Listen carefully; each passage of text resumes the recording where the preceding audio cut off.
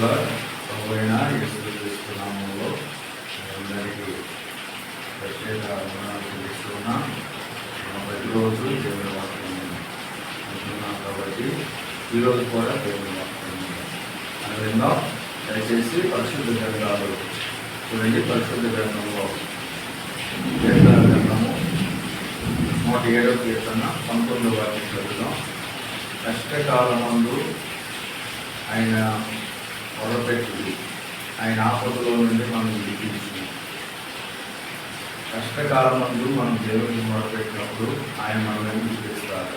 ఎలా విడిపిస్తారు అంటే 20వ వచనంలో అంటారు, యెహోవా తన వాక్కును పంపి మనం విడిపించును. దేవుడు తన వాక్కును పంపి మనం విడిపిస్తారు. అనేకటువంటి బాధల్లో ఇబ్బందుల నుంచి దేవుడు మనం విడిపిస్తారు. ప్రతి ఒక్క సమస్య నుంచి దేవుడు మనం విడిపిస్తారు. ఆకాశము నుండి భూలోకమైనటువంటి ప్రజలకు దేవుడు కష్టంలో బాధలో ఉన్నప్పుడు ఆయన యొక్క సమస్యల ద్వారా ఆయన వాక్కును పంపి మన జీవితాలకు విడుదల కలిగజేస్తారు. కష్టంలో బాధలో ఉన్నప్పుడు దేవుడు విడిపిస్తారు. దేవుడు ఎందుకు మనం విశ్వాసం ఉంచినప్పుడు ఆ విశ్వాసము మనం కనిపిస్తుంది. ఆయన యొక్క వాక్కు అనగా పరిశుద్ధ గ్రంథంలో మనం చదివితే ఆ గ్రంథము మనం విడిపిస్తుంది. ఆ గ్రంథమే ప్రభువైన యేసుక్రీస్తు వారు. కాబట్టి ఆయన యొక్క మాటలు విన్నప్పుడు కుటుంబంలో కష్టాలు బాధలు ఇలాంటివి అయినప్పుడు కూడా దేవుడు విడిపించి మనకు విడుదల దయచేయడానికి దేవుడు మనకు సహాయం చేస్తున్నాడు. చూడండి, ఇప్పుడు మనము లైట్లు వెలుగుతూ ఉన్నాయి. లైట్లు వెలుగుతున్నటువంటి సమయంలో అకస్మాత్తుగా ఇంకోటిగా లైట్లు చీకటైతుంది. ఆ సమయంలో మనం ఏం చేస్తాం? అటు ఇటు మన ఇంటి ముందు అటుపక్క ఇటుపక్క మనం చూస్తూ ఉంటాం. ఎందుకు చూస్తాం? మన ఇంట్లోనో లేకపోతే బయట వాళ్ళ ఇంట్లోనో చూస్తాం. అటు ఇటు కరెంటుకి కానీ మన ఇంట్లో సమస్య. కారణం ఏంటంటే మనం ఎక్కడికి వెళ్తాం? ట్యూస్డేకి వెళ్తాం. చూస్తే ఒక సన్నని మన ఇంటికి లాంటి ఒక వైరు ఉండదు. ఆ వైరు తెగిపోయి ఉంటుంది. ఎప్పుడైతే ఆ వైరు వేస్తామో అది ఏం చేస్తుందంటే సన్నటి వైరు ఎలాంటి పెద్దదైనా సరే స్టవ్ లైట్ వెలిగిస్తుంది, పెద్ద ఫ్యాన్ తిప్పుతూ ఉంటుంది, మిక్సీలు తిప్పుతూ ఉంటుంది.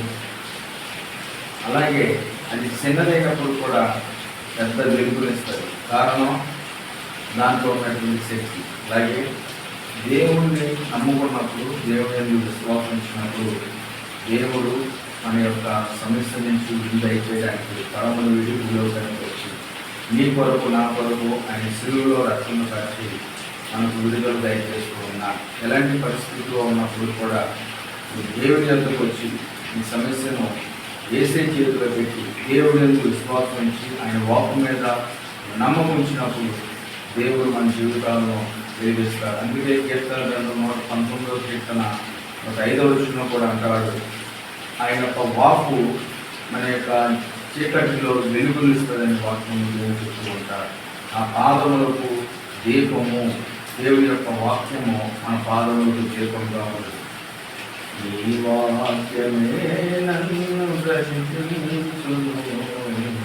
బాధలలో నెమ్మదినిచ్చును, ఉపసత్యదయా శక్తి సంపూర్ణుడా, వాక్యమై ఉన్న యేసు వందనమయ్యా. ఉపశక్తి దయా శక్తి సంపూర్ణుడా, వాక్యమై ఉన్న యేసు వందనమయ్యా.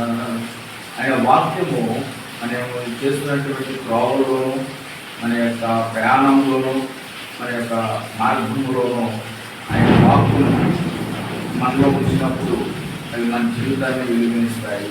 అవి మనకు క్షేమం ఇస్తాయి.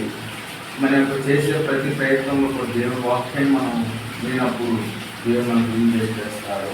అందుకనే అమ్మ నీ విశ్వాసము నిన్ను ప్రకటించిందన్న సన్నటి ఆ ఎందుకు లాంటివంటి ఆ యొక్క వైరు ఎప్పుడైతే మనలా దాన్ని సరిచేసి ఆ ఫీజులో పెడతామో ఎలాంటి బలమైనటువంటి ఆ యంత్రాన్ని అయినా సరే అది వెలిగించి దాన్ని నడిపించడానికి శక్తి ఉంది. అలాగే ఎలాంటి పరిస్థితుల్లో ఉన్నప్పుడు కూడా, కష్టాల్లో బాధలో ఉన్నప్పుడు కూడా యేసు ప్రభువు వారు చెప్తూ ఉన్నారు, ఆయన మన కొరకు ఒక వాక్కును పరమందుంది భూలోకంలో పంపించాడు. ఆ వాక్కుని విన్నప్పుడు ఎలాంటి స్థితిగతుల్లో ఉన్నప్పుడు కూడా, అంతటి పరిస్థితిలో ఉన్నప్పుడు కూడా దేవుడు నిన్ను విడుదల చేయడానికి ఆయన సహాయం చేస్తూ ఉన్నారు. సో కాబట్టి ఈ యొక్క ఉదయకాలమైనటువంటి సమయంలో ఆయన వాక్యమును గురించినటువంటి నీవు నేను కూడా ఆయన మాటలు విని ఆయన యొక్క మహిమను, ఆయన యొక్క రక్షణను పొందుకొని ఆయన మనకి ఇచ్చేటువంటి ఆశీర్వాదాలను పొందుకోవాలని ప్రభు అయిన చేస్తున్నాము. అందరికీ కూడా శుభాలు తెలుస్తున్నాను. ఈ మాటలు వింటున్నటువంటి నీవు నీకులు కూడా షేర్ చేసి నీకులకు రక్షణ పొందాలని ప్రభు పేరిట ఈ మాట తెలుస్తున్నాను.